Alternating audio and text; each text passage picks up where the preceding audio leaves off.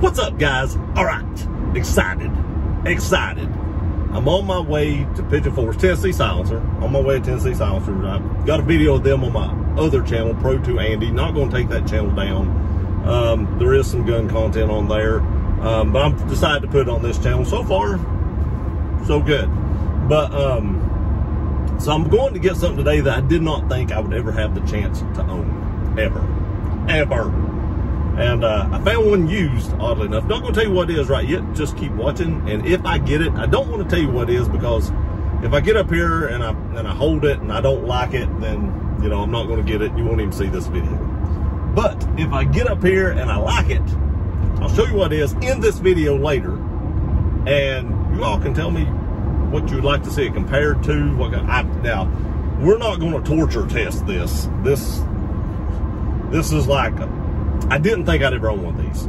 It's about $3,500 new, but this is a used one, so I get to save about $500 or $600. I did already work out a deal over the phone to trade my Canik TP9 SFX in on it, because I never shoot that gun since I got the Rival. So I'm trading it in, and I did sell a Glock 19, a Gen 3 that I'd never fired either. The Canik's unfired. There's just guns I buy and I basically forget I bought them. And I never take them to the range, or I bought them, like, why'd I buy that? And it just sits there. So they've been sitting there for a couple of years. I've not shot them. Don't need it. So trade it in. Or trading this in, sold the other one, to help offset the cost of this. But again, I didn't think I'd ever get to own one of these. And I want to thank you guys, all of you guys that watch these videos, because without you watching these videos, stuff like this wouldn't be possible. I wouldn't be able to buy stuff like this. I wouldn't be able to do videos for you guys and tell you what I think about these, whether it's worth $3,500 or whether it's a turd, you know, whatever the case may be. If I can lead you in a good direction to, you know, make you feel better about a purchase, or say, hey, don't do this and save you some money, let me do that. So again, I really appreciate you guys watching all the videos, because without you doing this, I wouldn't be able to own half of this stuff. And I hope that you get some enjoyment out of the videos and get a little bit of knowledge and be able to make some, you know, decisions, good or bad. But I got to drive about an hour and 15 or 20 minutes to this place to get it. And hopefully I like it. It's used. It's only had one magazine through it. And it comes with 4 holsters. I'm not sure how many magazines, but four holsters. I don't know. So the story behind this is that the guy that bought this, it's a pistol. The guy that bought this always buys 2 guns, one for him and one for his wife. And the story was he didn't buy 2 of these. He only bought one, and he wanted some suppressors or something. And I'm going to Tennessee Silencer. Not sure if I said that. And I've got that in my other video, like I said before, I think. But I'm going up there, and he wanted some suppressors or something, so he traded that in on them. And like I said, it only had 1 magazine. I hope they let me put a few rounds through it, because I have seen some high-end guns that were extremely tight tolerances not function properly. I've had some high-end 1911s that were very expensive that didn't function worth a crap. Less bear. But it was horrible. I never did get a full magazine to run through that pistol. So hopefully they let me run a magazine through it, just to make sure that it functions. I did bring a box of Federal 124 grain 9mm to run through it. So if they do, at least I'll know it did function at least 1 magazine. But for now, I'm going to jump off here. We're going to head up here. I'm going to try to get I've already got the deal worked out. I'm going to try to make sure I like it, and we may be bringing something high-end home today. And I may carry it. It comes with 4 holsters. Why not? I mean, you got 4 holsters, you might as well carry it.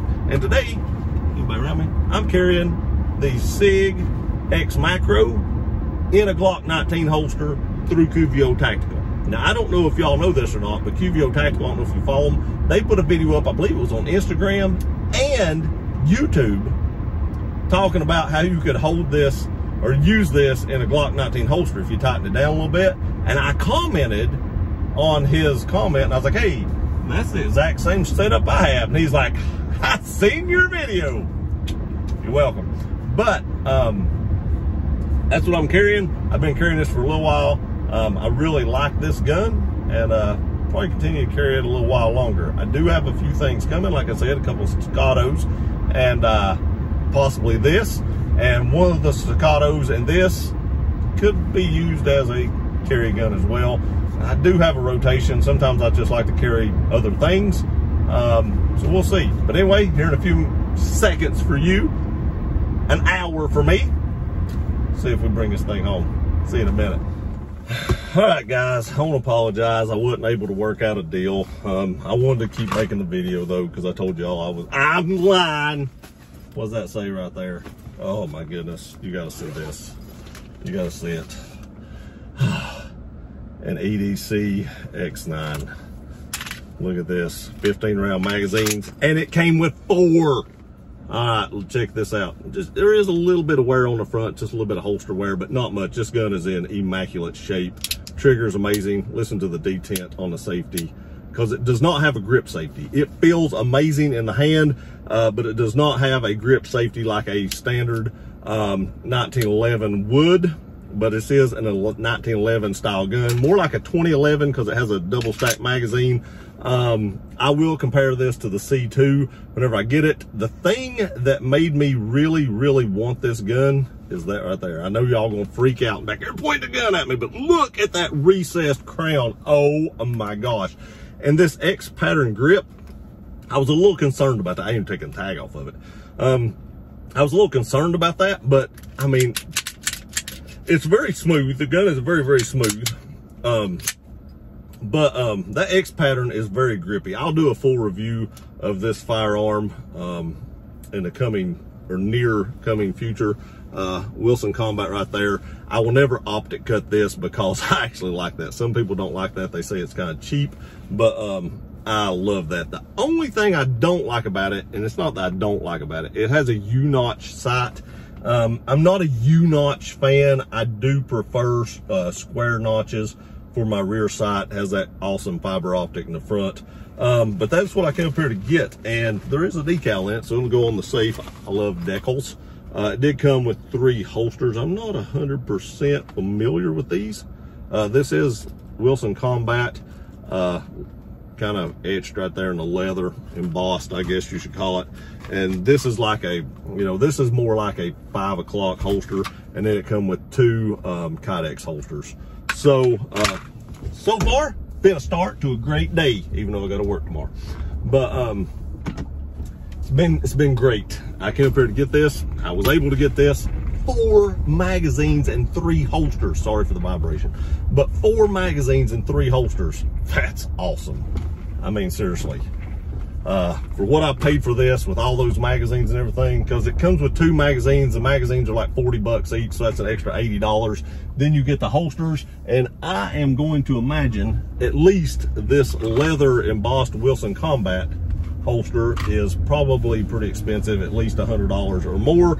I don't know about these Kydex holsters. Again, I'm not familiar with the brand, but hey, some Kydex holsters is better than no Kydex holsters. I carry Appendix. These are Appendix holsters. The one didn't have the claw. This one does have the claw, so obviously that's the one I would carry.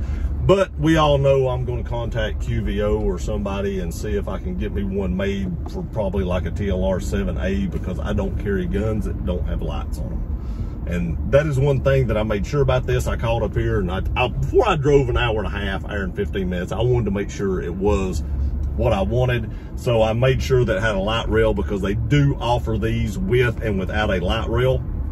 So I wanted to make sure it did have the light rail, because there again, I don't carry a gun without, lights on them. Shit happens at night, and that's when you need to have, something to be able to identify your target.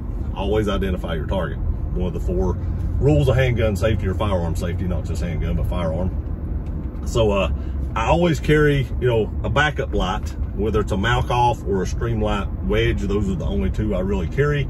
But I always either put a Surefire X300 or some kind of Streamlight on my handguns as well. Usually the TLR 7A or the Sub. Those are my main 2 lights. I have a ton of those. And I'm sure this will get one of those very, very shortly. I actually could stop on the way home and buy one, because I'm up here and there's places to get it. Also, I did buy some silencer. Well, just throw that down there. It's don't go with the Wilson Combat. The Silencer Co.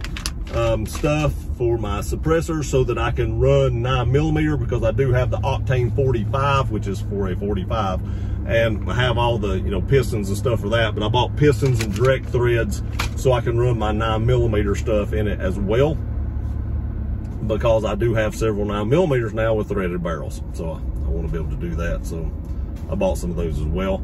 And even buying those two things, I did trade the Canik in, and I want to tell you right now, they were more, you know, fired up about the Canik trigger than they were this Wilson Combat. But the Wilson Combat had been there for a while, so you know, they'd had time to fondle that, and they actually told me to go home and disinfect it because everybody that come in there fondled it as well. But they were just, you know, in awe about the Canik triggers. If y'all have never tried a Canik Rival, oh man, you don't go to the store and dry fire a Canik Rival if you don't want to leave the store with such said Canik Rival. Just saying. Just throwing that out there. They do have amazing, especially for a striker fired gun with a hinge trigger. Oh, amazing. There are 1911s that have better triggers. This thing has an amazing trigger as well. But for a striker fired hinge trigger, amazing. But anyway, I've got another, you know, hour and a half long drive home. The dog is so mad right now. He probably, I was gonna say he can't see straight, but he can't see at all. So that seems wrong to say that. He's probably so mad he's used the bathroom floor. Better analogy. But anyway, I'm gonna get off here. I wanted to share this with you guys because I'm excited. I am excited. I mean, I get excited about firearms a lot, but I've wanted a Wilson Combat for years. And when I first started wanting one, I didn't really think I'd ever get one. You know, I didn't have a YouTube channel. These things are stupid expensive, and I didn't think I'd ever own one. That day come, and it's because of you guys. Thank you. From the bottom of my heart, thank you very much, because like I said, because of you, I can get stuff like this to show you how it runs and tell you whether or not you should spend that much money on this. I appreciate y'all watching this video. Please like, share, and subscribe. Truly, I love you guys. I'll see you next time.